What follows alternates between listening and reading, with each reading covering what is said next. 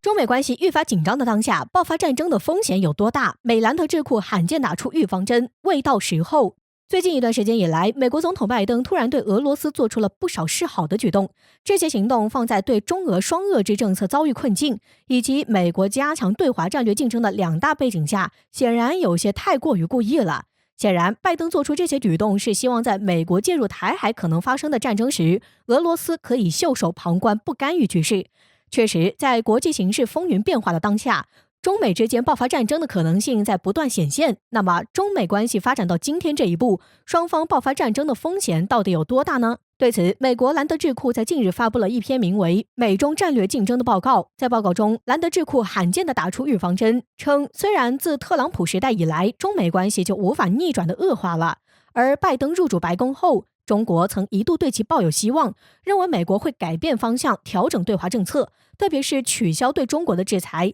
然而，从现实来看，拜登大体上继承了特朗普时代的对华政策，把中国崛起看作是一种威胁。不过，尽管中美之间的紧张程度在日益上升，但双方真正的冲突还未到时候。就目前而言，冲突风险仍然很低。作为全球最具影响力的智囊团，兰德公司的报告历来为人所关注，这一次也不例外。在这次的报告中，兰德公司主要从5个方面来阐述了为何说中美之间的冲突风险依然很低。其一，中美关系是美国最重要的竞争关系不假，但同时也是最重要的贸易往来关系。其二，双方目前的战场主要还是在经济、外交、科技竞争领域，而非军事。其三，虽然中国在缩小与美国之间的差距，但美国的综合国力仍然要强于中国。总的来说，兰德公司的这份报告还是比较乐观的，但这只是对现实中美关系紧张的一种安慰罢了。实际上，对现在的中国来说，最重要的早就已经不是美国的态度了，而是要不忘初心，沿着既有的道路，坚定不移地走下去，做好自己的事情。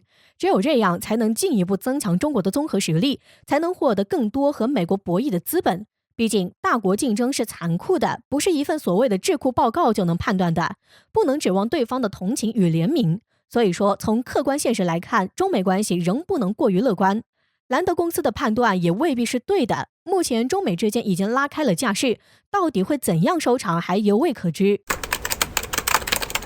菅义伟率16国领导人开会期间，明明没谈中国，为何日媒却称这是打响对华暗战第一枪？根据俄新社的消息称，在7月5号，太平洋岛国领导人会议已如期召开，其中有日本、澳大利亚在内的18个国家和地区参加了这样一场声势浩大的会议。在此期间，菅义伟公开表示，此次讲话并非针对特定国家，但太平洋地区正面临着威权竞争的挑战，各国应联合起来对抗所谓的威权主义。对于菅义伟的这一表态，相信大多数人的第一反应都是嗤之以鼻。明明拉拢印太16国是为了围堵搅局中国发展，嘴上却称并非针对中国，这种表里不一的做派，连日本媒体都看不下去了。日媒日经亚洲就坦言，尽管菅义伟表面上否认有与中国对抗的意图，他对中国加强与太平洋岛国合作的行为日益感到警惕，尤其是在与安全保障直接有关的基础设施领域。而太平洋岛国首脑会议则是打响对华暗战的第一枪。据了解，在此次对话中，菅义伟承诺与日本合作的国家将获得300万剂新冠疫苗和数十亿日元的财政援助。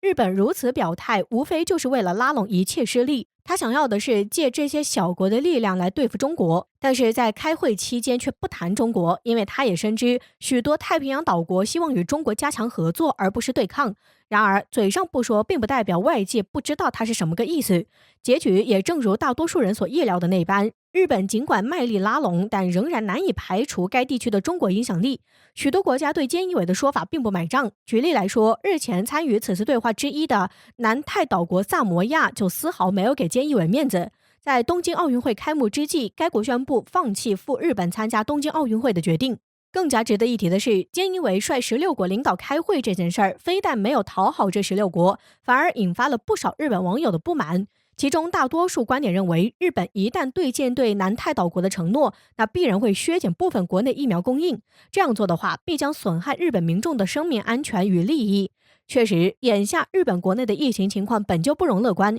而且马上又要开奥运会了，这让本就短缺的新冠疫苗现在更是供不应求。所以说，日本现在还是不要紧盯中国为好，不然偷鸡不成蚀把米将是迟早的事儿。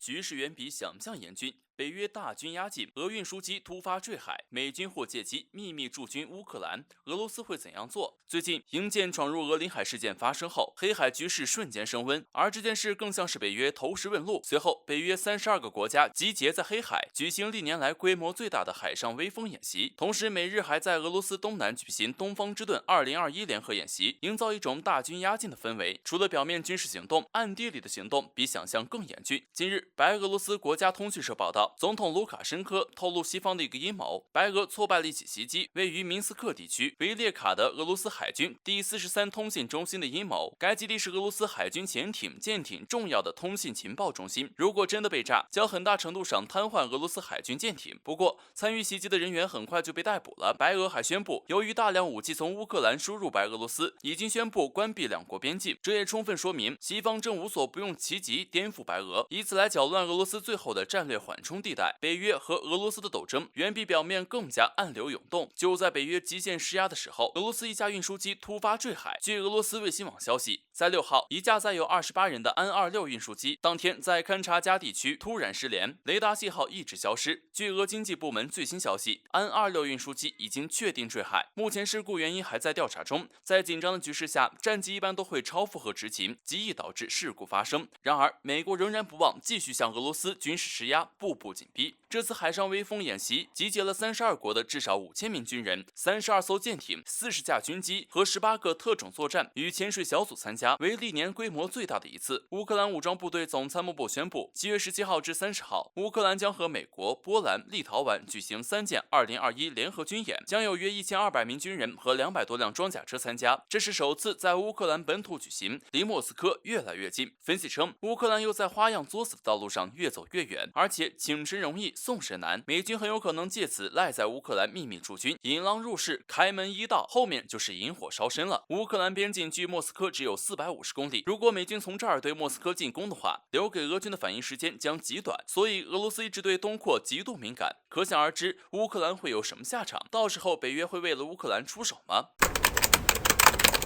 众所周知，日本作为美国在亚太地区的重要盟友，在反华这件事上，日本可谓是不遗余力地追随美国。近期，继日本首相菅义伟和日本副防卫相中山泰秀在台海问题上做出错误表态之后，日本右翼高官竟然也再次口出狂言。据日本共同社报道称，在当地时间7月5号，日本首相兼财务大臣麻生太郎在一场演讲会上表示，如果中国企图在台海使用武力，那么日本就可以把这种情况认定为所谓的存亡危机事态，届时日本就可以依照相关安全法的规定，派出自卫队来行使集体自卫权，援助台湾。随后，麻生太郎还公开喊话美国，声称如果台海发生冲突，日本就一定会和美国一起共同防卫台湾地区。毫无疑问，日本这一做法是在挑战中国的底线。现在日本高官公然表态，中国在台海使用武力，也就是大陆选择武统的时候，日本将会与美国一起共同使用武力介入台海问题，阻止中国的统一大业。这种言论对于任何一个主权国家来讲都是无法接受的，更何况中国还多次警告美日不要插手台海问题。日本现在明知故犯，那就是要挑战解放军维护领土主权的决心和实力，这必将会让日本遭到不可承受的打击，甚至是灭国。从这一角度来看，日本为了讨好美国，也算是赌上了国运。然而，日本的这一番举动也许只是感动自己，在他们决心与美国一起保卫台海的时候，不料竟遭到美国的抛弃。据五角大楼消息人士透露称，美国国会议员马克·格林表示，在当前中美博弈的形势下，美国应该避免与中国发生冲突，因为在马克看来，现如今中国崛起的势头非常凶猛，而且还得到了许多发展中国家的支持。如果此时美国与中国发生热战，那结果必将是惨烈的。因此，在这种情况下，马克建议美国为了保持自己的霸主地位，最好的方式是与中国联手，共同来主导这个世界的发展。至此，我们可以看到，美议员这番表态并不是真的想和中国求和，而是迫于当前形势的无奈之举。不过，这种行为也是将日本彻底抛在脑后了。最后，我们想说，日本高官嘴巴一张一合，似乎在说着一件无关痛痒的事情，但这种举动对于中国来讲是莫大的挑衅。